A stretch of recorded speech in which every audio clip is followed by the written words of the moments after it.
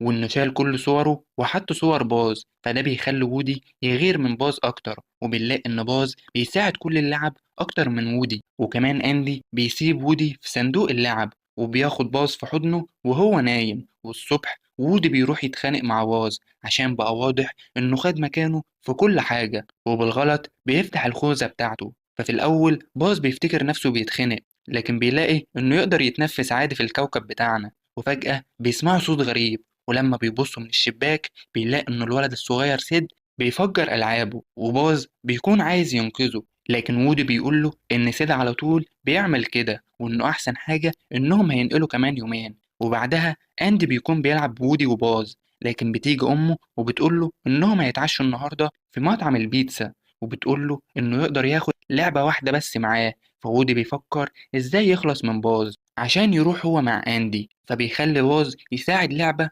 واقعة ورا المكتب عشان يوقعه هو، لكن الخطة بتفشل وفي كرة عملاقة بتقع على المكتب، وبسببها باز بيقع من الشباك، وكل الألعاب بتفتكر إن وودي هو اللي رمى باز من الشباك. فوودي بيحاول يشرح لهم اللي حصل، لكن محدش بيصدقه. ولما بيجي أندي عشان ياخد باز ما بيلاقوهوش، فبياخد وودي وبيمشي، لكن بنلاقي إن باز لسه عايش. ولما بيشوف أندي واخد وودي بيجري على العربية وبيركب معاهم قبل ما يمشوا، لكن وهم في الطريق بيقفوا في محطة بنزين وبينزلوا من العربية. فباز بيروح لودي اللي بيفرح جدا إنه لسه عايش وبيعتذر له عن اللي حصل، لكن باز بيهاجمه وبيقع هما الاتنين من العربية وبيتخانقوا. لكن فجأة بيرجع أندي للعربية وبيسيبهم هما الاتنين وبيمشي، وودي بيزعل جدا عشان هو بقى لعبة ضايعة ومش هيعرف يرجع للبيت تاني، وبيلوم باز لأنه السبب في إنهم يسيبوا العربية.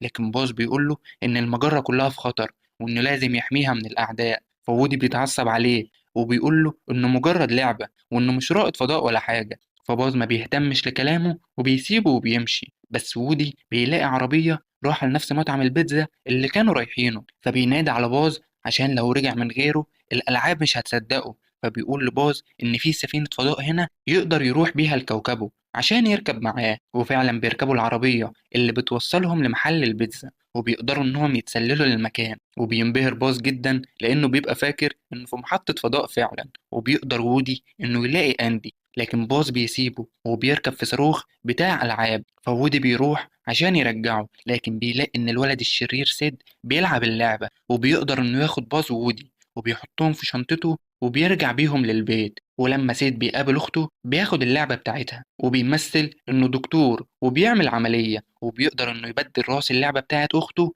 براس ديناصور، وبيكون شايف إن شكلها كده أحلى. ولما وودي وباز